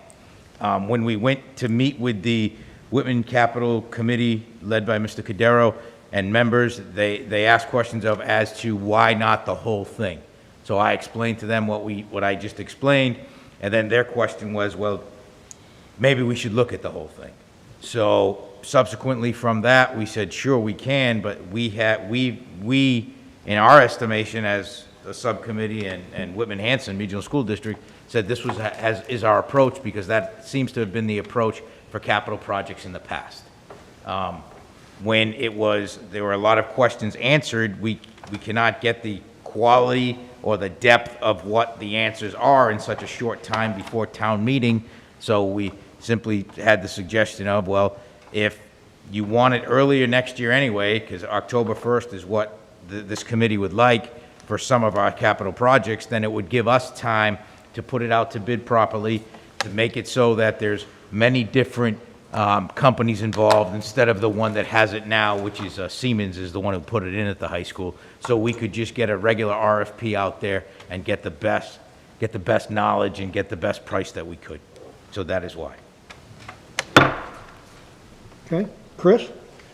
Yeah, I'm not sure if this is particular to this case or not, but your devices that run from the file panel, like the smoke detectors, are programmable.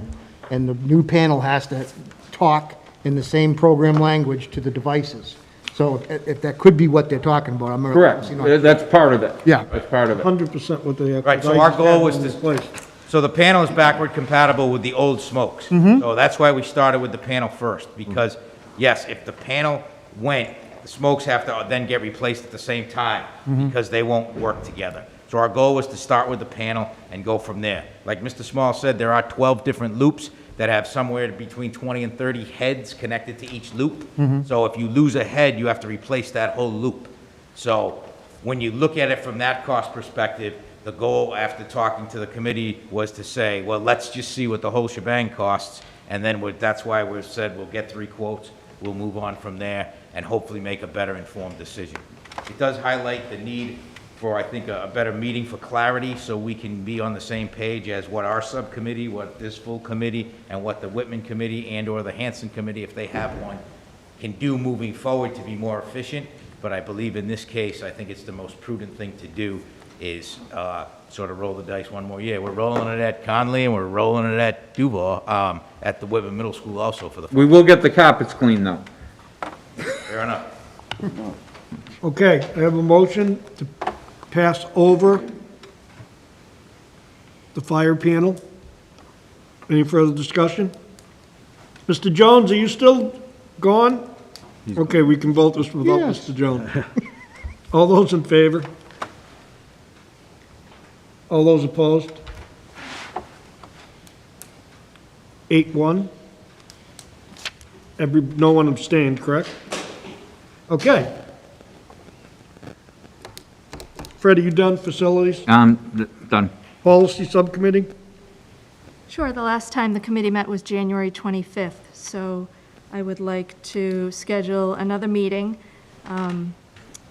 Reached out to subcommittee members to meet in March, but the timing wasn't right due to budget meetings and other meetings going on.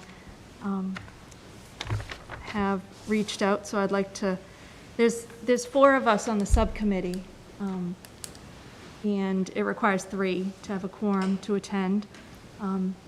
If it's a case that some members, if we can set a meeting tonight, that would be great. If some find that they're not able to attend and are willing to more or less withdraw from the subcommittee, or I'd open it up to someone else to take the place. Or if it's 3 members in a subcommittee, then it's 2 to hold a meeting. So Who's on it now? to Chris? Yeah, Dawn? David? And Dan? I was going to comment if I could. Oh, yeah, sure. Yeah. I was just checking to see. Yeah, so I know that, I don't know if you remember, but when we met up in the room upstairs last time, we talked about not having meetings during this time because it's so busy with other obligations like negotiations and things like that. And, you know, the budget takes up a lot of time. So I would say if there's a pressing need, if there's been a law changed or something that we're not in compliance or something like that, then we'll make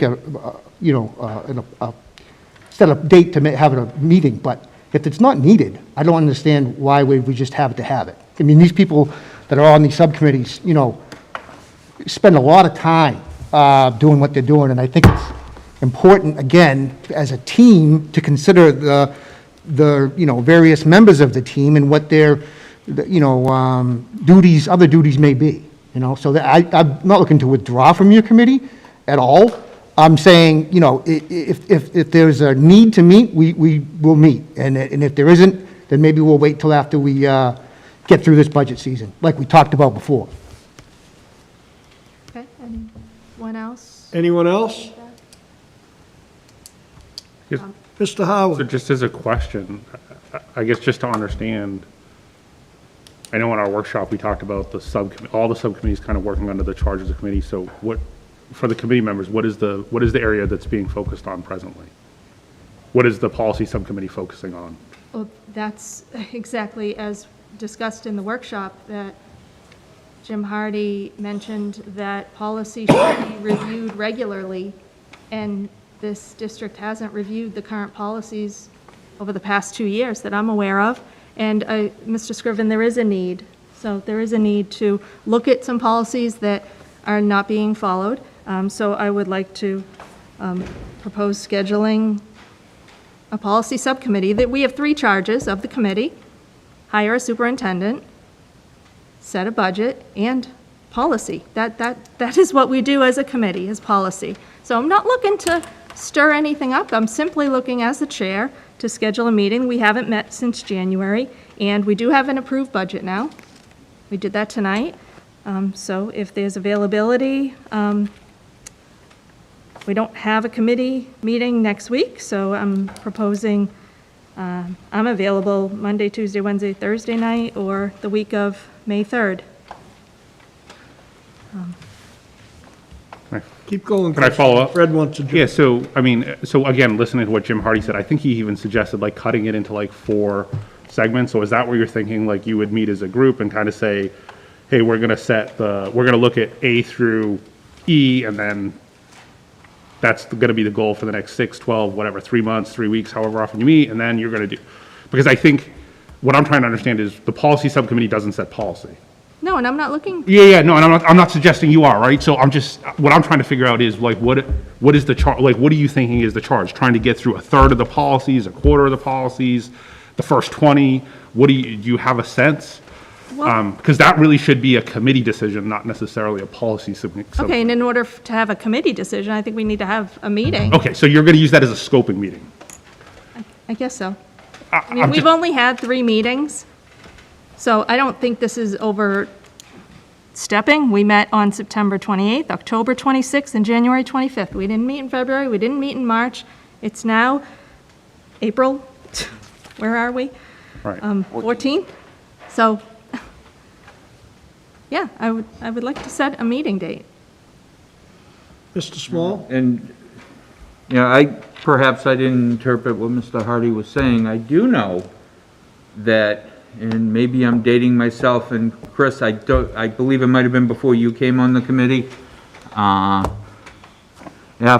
Mr. Trotter and Mr. Krasancic had updated the policies, and we made the decision as a committee to utilize the MASC service. And we were told at that time that that alleviated our responsibility from having to regularly review policy, that we were paying them to do it for us. And I believe we still to this day, continue to pay them to do that for us. Yeah. So when there's a law change, when there's something pertinent, you know, et cetera, you know, that's, you know, their large charge. I mean, right now, we're in the final home stretch, per se, you know, of this school committee year.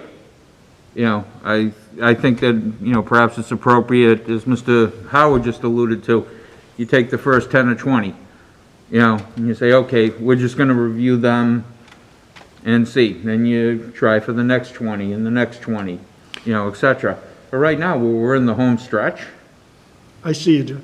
Okay. You know? Yeah. Anything that would do with law, I believe is already being covered with MASC. They send us the notice, we have a meeting. Yeah, we've had that. Take care of yeah. it, so. So maybe Jeff, go ahead. I can make a recommendation. I don't see any problem with reviewing policy. And maybe it's something that the chair and I could look over policy and present it to the subcommittee and find a date at a later time to look at certain policies or things that are ringing a bell. Because there's so many policies and things do change. Even when it's not law, things change. So if the committee's okay with me meeting with Ms. Byers as the chair, then bringing back the potentials to this committee and then forming a subcommittee, because I do think it's important that we review policy. And as a superintendent in 3 years, there's policies that we haven't read. MASC approved our policies in 2018. We're good to go, we're in the scope. But I think it's important that I can be familiar, then we can articulate it more eloquently to the committee so that you're familiar with policy that changes. You know, we brought up just service animals versus therapy dogs already. And there's a distinct difference between that. And without having that conversation, people wouldn't know that, you know? So I do think if the committee's okay with that, I would like to talk with Dawn, kind of formulate her areas of concern, then we can bring it back to the committee and have a subcommittee meeting. I am not available next week.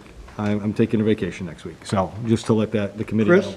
Yeah, I'd just like to put it to the committee and, you know, if there's a direction or something specific that they want us to deal with, and if we vote to, give that charge to the policy subcommittee and look at this, and even Jeff, with his input, if there's something that he feels we need to deal with, then, yeah, absolutely, we should meet, like I said in the beginning.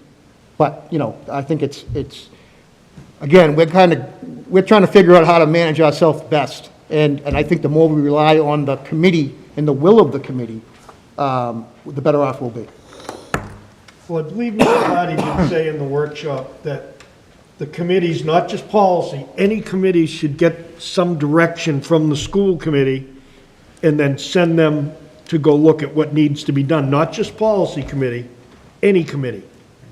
And such as the next one that's coming up is insurance. I'm sorry, Chair Hayes, may I follow up? I'm sorry. May I I'm follow not- up? No, Donna, I'm just using this, Oh. I'm just saying. I thought you- The next one, no, I'm not jumping over it. The next one's coming up is insurance. So does the committee itself want the insurance subcommittee to look at the grounds insurance or the building insurance without just the committee running and looking at every single thing and coming back? And I believe Mr. Hardy said that. I wasn't jumping out, Donna, I was using that. Go ahead. I think the charge of having a policy subcommittee is to review policies, Superintendent, as you said. So I don't believe I need to wait for the committee to give me direction to have a meeting to review policy. That is the purpose of the policy subcommittee meeting. And as the chair, I also have the ability to set an agenda and schedule a meeting. And I have attempted to do that in the past, and members have said they can't attend, and we did not hold that meeting. So that was recognized. But I would just like, for those who aren't familiar, I've checked, and as the chair, that is the process. Through you, Chair, I would just like to ask Mr. Small, you said we're in the home stretch. I'm really not sure how that relates to having a subcommittee meeting to review policy. Whether we're near the end of a fiscal year or the beginning, and so I'm not sure, other than if this is an attempt by several people to silence me again and to not have a committee meeting. This is what I feel like is happening. Mr. Small, would you like to reply? Sure. Thank you, Don. And by no means is it a means to silence you. But what it is it's recognizing what the date is, recognizing that we'll be reorganizing probably in about 5 or 6 weeks, I think it is. May 15th, I think. 15th, it's a month. May 15th is the Is the election, and so it'll be the Monday night meeting is after the- May 15th. You know, the 17th, I believe it is. next Yeah, after. I think you're right, Frank. You know, we'll be reorganizing. And knowing how busy we are with the budget meetings and all the meetings that, you know, we're attending, you know, negotiations, et cetera. You know, there's a lot of stress, so to speak. I think Yeah. it's outrageous that you feel that every other meeting is important except for policy. No, when You- Mr. Hayes you calls on me just for insurance. stated- I was going to say the exact same thing, that, recognizing Mr. Tuffy's, limited schedule and his, how do I say, busyness, so to speak. We've met a few times, we do need some information, we do need some things, but let's, put the brakes on a little bit, and there's no real difference in getting it now or getting it, a month from now. That's all. Okay, Dave? Chair Hayes, I was just wondering, is there any other subcommittees that aren't meeting right now because of negotiations and because of the budget season that's ongoing? I believe that the negotiations committee is coming to a conclusion. Pretty much, but we're gonna be gearing back up because there's, many units, that we still need to sit with. We don't have the regional agreement committee, and I don't believe the insurance committee's met, subcommittee. Those are the two that I know that we haven't met with. Okay, thank you. No worries. Chris? So, and I'm just trying to help here. I think the challenge with the policy subcommittee is, depending on what policies are reviewed, it will essentially set policy, or at least create the discussion of the focus of some of those policies. So I think all I'm simply suggesting is, I like what Jeff suggested. If the two of you can get together and kind of come up with, because I agree, if we haven't looked at some of these policies, we need to look at them. So I don't know if we need to wait 2 months. Like, it might be worth to start rolling through those. I'm just saying there should be a clearly articulated, transparent reason as to what are we looking at. So if Jeff says, hey, these 5 are hot topics, we need to look at them, and you come up with some, great, go do what you need to do. But I think to just simply say, we're going to selectively choose across 100 policies, the ones that we're going to review, is going to lead us into effectuating policy. So to me, it should just be, what I heard Jim Hardy say literally is just do it.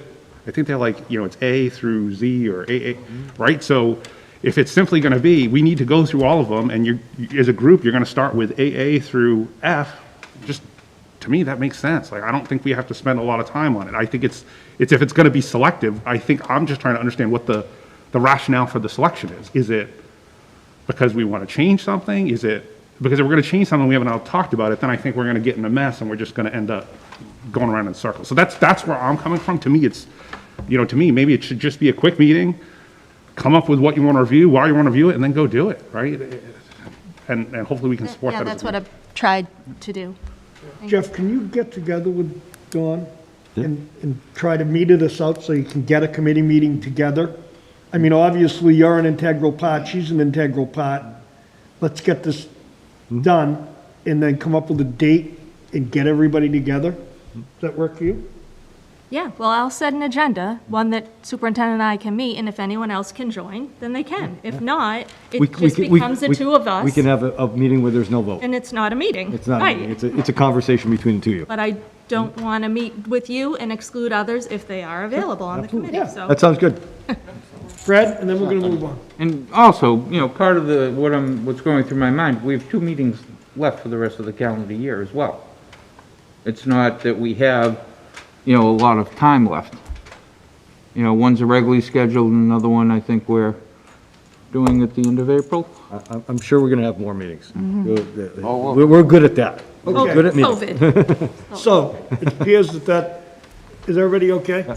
Don's going to schedule a meeting with me, or a public meeting, and who can come, but we'll hold it. Thank you. All right, insurance subcommittee, you already just gave us your report indirectly. Correct. So, we'll put the brakes on. Mr. Tuffy's been very busy. We'll be getting the insurance policies, reviewing them as per the purview of the committee, and then coming back with maybe some recommendations, et cetera, of further depth. Before I motion to adjourn, it's Dr. Jones's birthday. Would we like to wish Dr. Jones a happy birthday? Yes. He happens to be watching. Happy birthday. Happy birthday. Let me just take a Jeff. picture of you with that. Yeah, this is a quiz. If Jones isn't watching, Yeah. he's in trouble. Kids get homework. He's supposed to be watching these meetings. I'll give him a break. He had knee surgery today, so he might be home watching. I don't know how he is there. I'll quiz him in the morning. We'll find out and give him a grade. Entertain a motion to adjourn. So moved. Second. All those in favor? Good night, everyone. Thank you. Folks.